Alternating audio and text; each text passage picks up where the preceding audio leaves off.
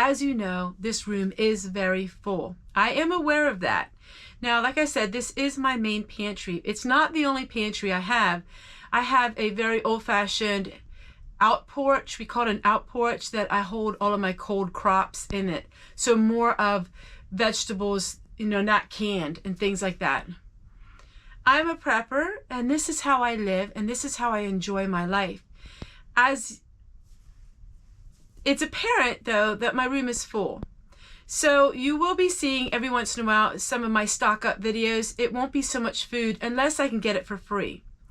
If I have the ability and I also have the sources to get free food, I will continue to can and use that food. I'm not going to say no and have it thrown away.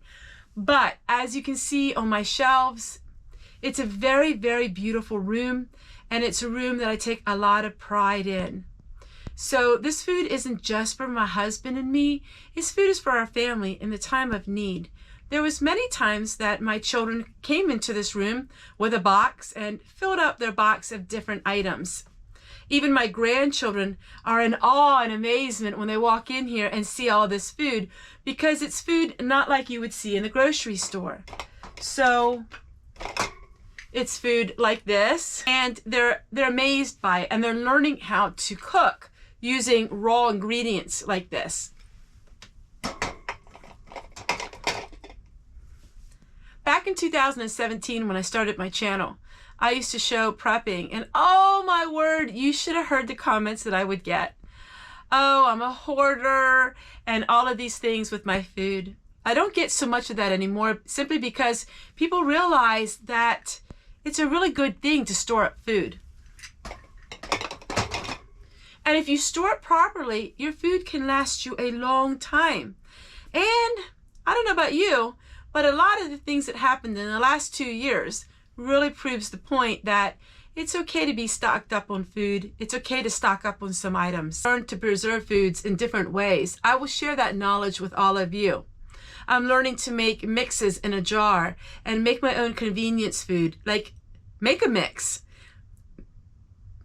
Like Make a Mix and the books of Make a Mix. I have done probably 30 to 40 videos now of creating mixes in a jar that would be like the store-bought box mixes, and how cheap you can do them. Even in today, even with the prices of today, it's so much cheaper. We don't go to the restaurants anymore. We don't go to places like that because simply it's too expensive. And so my goal is to share with all of you how you can have a pantry just like this. If you followed my videos 6 years ago, your pantry would look like this, because there's always things that you can buy and glean no matter where you live. There's always places in the store that you can get things cheaper. Most every store has a leader loss, and that's what it's called to get you into the store. So every week they'll have a cheap item to get you into the store.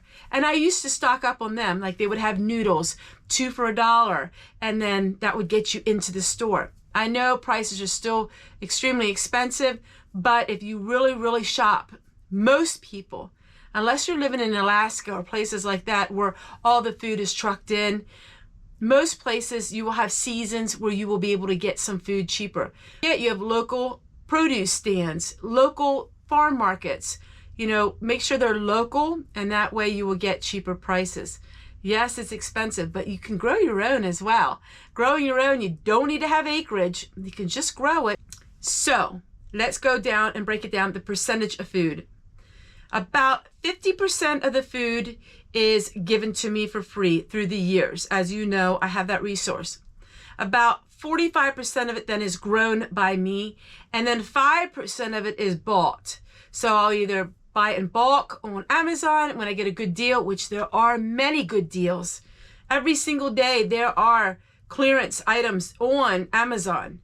You just got to really look. I just recently scored another amazing deal on barley, and I got 25 pounds of it, which was less than $2 a pack, around $2, which is cheaper than Walmart in our area.